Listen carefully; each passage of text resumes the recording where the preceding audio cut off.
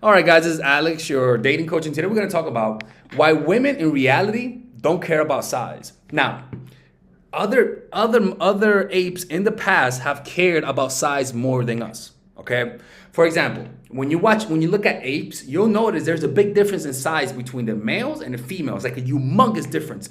Males and females, the difference between their sizes, the males are twice as big, right? And usually, the way that the females pick who they're gonna have sex with is that they pick the biggest one. They pick the one that beats all of that wins the most fights, which in the ape culture it means the biggest ape. Okay? Now, with humans, you don't see that size difference. You don't see a difference in size between males and females. You see a slight difference, but not that big of a difference. And also, with humans, usually there's not that much of a difference between size between males. With apes and other types of animals, the one who usually gets to mate the most is usually just the biggest one. So the females of that species focus more on the biggest male. And so that big male would then have a bunch of kids, and then the biggest kid out of all of his kids will be able to mate, and the other ones won't be able to mate. Now, for some reason, the human animal, there's not that much dysmorphism. The difference between in height between in sexual dysmorphism, it's the difference between height compared to the men and the female. There's not. In fact, they're more leveled out, which means that the females are not judging you based on how big you are. With us, is based on how socially savvy you are. That's pretty much it. It's based on your competence and how socially savvy you are, how many social alliances you are. Let's read this, right? Let's read what it says.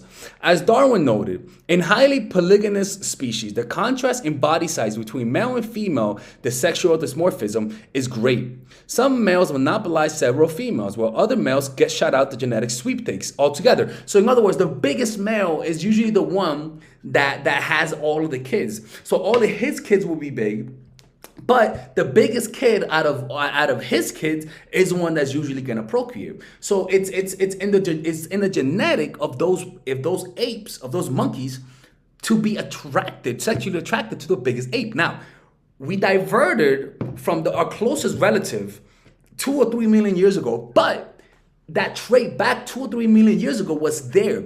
But it hasn't fully gone out. You know what I'm saying? Like, women are still attracted to tall guys, but it's not as intense as other qualities. Because if you notice, the one that gets the most women nowadays is not the biggest one. With monkeys, it is. With monkeys, size does matter. But with humans, what matters is your status and how unique you are. In other words, what are you good at?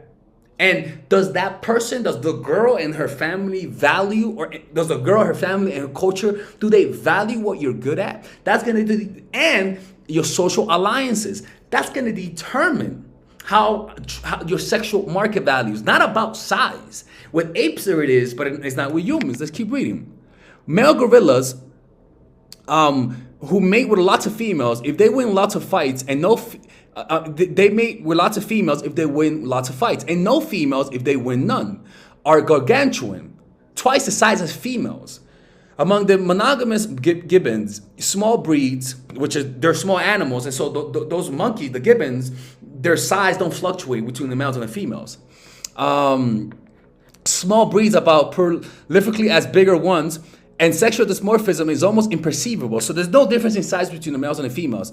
The upshot is that sexual dimorphism is a good index of the intensity of sexual selection amongst males, which in turn reflects about how polygynous the culture is. So if a culture is polygynous and everyone is banging each other, what you'll notice is that the guys' height are almost equal.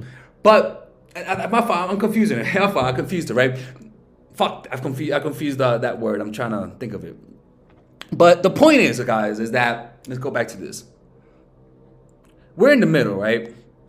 Us as humans, we're in the middle.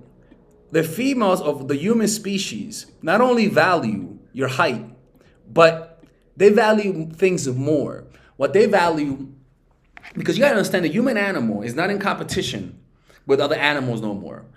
The environment doesn't threaten us. We don't have to adapt to the environment anymore. What threatens humans and what causes humans to adapt is not the environment, but each other.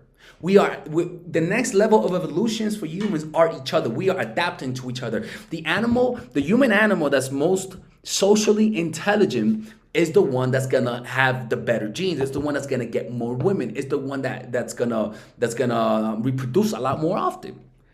So rather than focusing on height, which height does matter, I'm not saying it doesn't matter. Look what it says, right?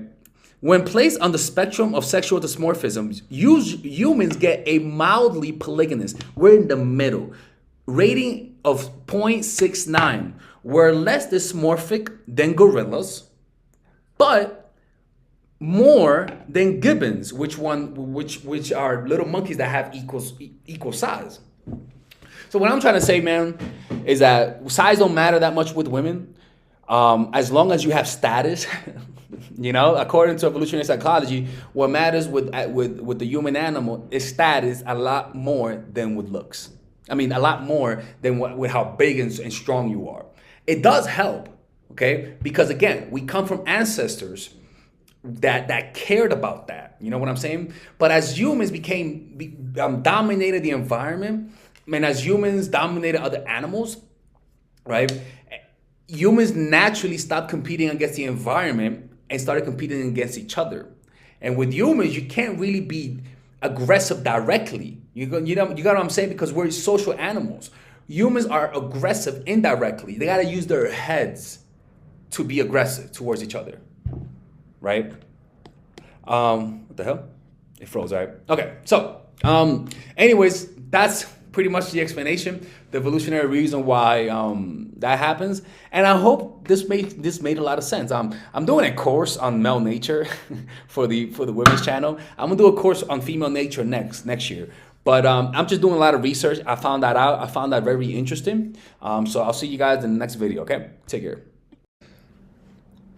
Okay, so if you consider yourself a nice guy, if you're the type of person that always gets played by women, is considered like a mama's boy, or you like assertiveness, or you've been bullied when you were a little kid, and so you develop some nice guy's tendencies, then I would highly recommend you check out my new course, Nice Guy. It's specifically made for just nice people in general. I'm a nice guy. I was a nice guy. I was a Bible teacher, for God's sake. I was a Bible teacher. It doesn't get any more nicer than that, okay? So in this course, I will teach you about the art of assertiveness. And if you just learn to become more assertive in a healthy and non-toxic way, what will happen is that men will respect you and women will bang you for the most part, okay? As long as women respect you and see you as a man, that's all that matters. So this course is more about how to embrace your masculine side. If a guy watches this, he'll embrace his masculine side. If a woman watches this, they'll embrace their feminine. This is a course specifically made to bring out your assertive self in a healthy way. So you're gonna learn about the source of human aggression. You're gonna learn about how to assert yourself in terms of in a work situation, what to do if somebody disrespects you, how to know if somebody is disrespecting you or not. Because when you're a nice person, you assume that everybody has good intentions. So you can check out all of this. It's a pretty big course, but the size of the course, it doesn't matter.